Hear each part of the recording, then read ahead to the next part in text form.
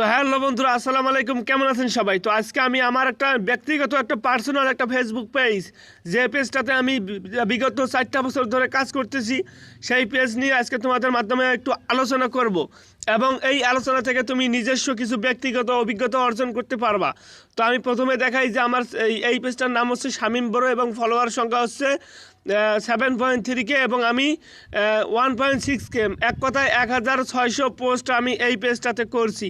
তারপর কিন্তু আমার এই ফলোয়ার্সটা আমি গেইন করছি এবং এই পেজটাতে কন্টেন্ট মনিটাইজেশন সেটা পাইছি, এখান থেকে আর্নিং করতে পারছি।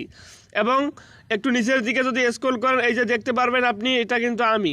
যদি আপনাদের বিশ্বাস করতে কষ্ট হয়, এই ম্যানটা কিন্তু ভাইয়া আমি। তুমি ভালো করে লক্ষ্য করতে পারো, আমি একটু আরও ভালো ক্লিয়ার করে দেখাচ্ছি।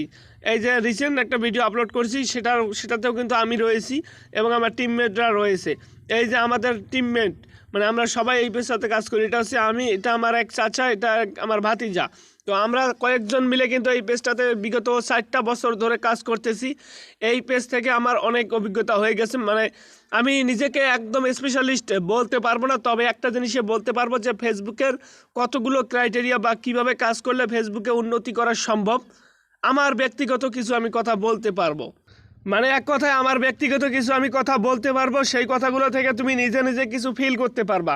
মানে ফেসবুকে কন্টেন্ট ক্রিয়েট করার দিকে তোমার রাস্তাটা একটু সহজ হতে পারে আমার পথ চলার কথা গল্প শুনে। তো অতএব আমরা চলে যাই আমাদের সেই ফেসবুক পেজটাতে, আমরা একটু দেখতে চাই যে কীরকম পারফরমেন্স আমাদের।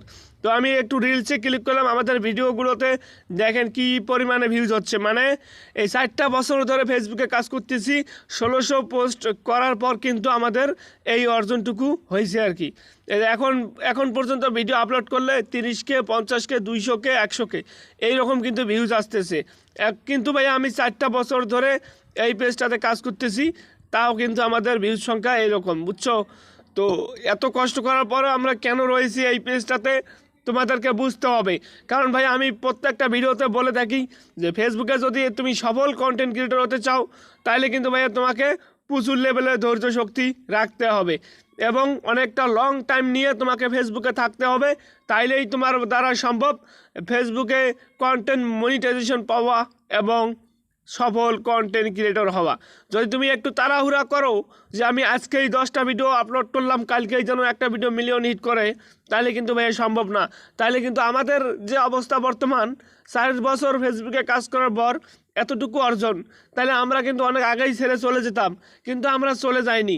এখন step by step Facebook related সব কিছু বোঝার পর আমি দেখতে পারলাম যে ফেসবুকের সব কিছুই আমি মুখস্থ করে ফেলেছি। ফেসবুক কখন কি ঘটাবে এবং কখন কি করবে সব কিছু আমি দেখি অটোমেটিক বলতে পারি। সেজন্যই মূলত আমি ইউটিউবে ফেসবুক টেক রিলেটেড একটা চ্যানেল খুলে তোমাদের কাছে শেয়ার করি এবং তোমরা তা যথেষ্ট পরিমাণ রেসপন্স করছো। এই যে আমি একটু অল পোস্টে যাব, এই দেখতে পারবেন মানে প্রত্যেকটা ভিডিওতে রিয়াকশন কীরকম আসে দেখছেন। মানে এত কিছু করার পর 4 বছর ধরে থাকার পরও এতটুকু রেসপন্স পাচ্ছি ফেসবুক থেকে, তাও কিন্তু আমরা চলে যাইনি ফেসবুক থেকে। তোমরা কেন চলে যাওয়া, বুঝছো? তোমাদের চলে যাওয়ার কোনো কারণ নাই। তোমরা যদি সফল কন্টেন্ট ক্রিয়েটর হতে চাও, তাহলে এখানে লং টাইম নিয়ে ফেসবুকে থাকো, ইনশাআল্লাহ কোনো না কোনো একদিন আমাদের এই পর্যায়ে চলে আসবা। আমরা বর্তমান যে পর্যায়ে চলে আসছি, আমাদের তাতেই এনাফ। তাতে যে পরিমাণে আমরা রেসপন্স পাই ফেসবুক থেকে, আমরা এতে আলহামদুলিল্লাহ। কারণ এই এতটুকুই অনেকের কাছে বর্তমান স্বপ্ন হয়ে গেছে, বুঝছো? আমরা যতটুকুতে পৌঁছাইছি এতটুকুই অনেকের কাছে স্বপ্ন হয়ে গেছে। এই পেজটা তাই ভাই সত্যি কথা বলতে 4 বছর ধরে কাজ করতেছি একদম রেগুলারলি, বুঝছো? এরকম রেগুলারলি যদি তুমিও মেনটেন করতে পারো, আমি আশাবাদী তুমি কন্টেন্ট মনিটাইজেশন তো পাবা, তোমার পেজ বা প্রোফাইল এরকম সফলতা অর্জন করবে, বুঝছো? তো আমি তোমাদেরকে যে ইউটিউবে টেক রিলেটেড ভিডিওগুলো দেই, তো ভাইয়া আমি আসলেই কোনো চাপাবাজি করি না, ঠিক আছে? আমার রিয়েল অথেন্টিক বাস্তব অভিজ্ঞতাগুলোই তোমার মাধ্যমে শেয়ার করি, বুঝছো আমার কথা? আর কেন আজকের এই ভিডিওটা আমার তৈরি করা, কারণ ফেসবুকের আপাতত কোনো প্রকার আপডেট নেই। তো ফেসবুকের আপডেট ছাড়া তো আমি ইউটিউবে কথাই বলতে পারি না, তাও তোমাদের মাঝে এইটুকু নিয়ে আমি হাজির হয়েছিলাম। ওকে, ভালো থাকবেন, আল্লাহ হাফেজ, দোয়া করবেন সবাই।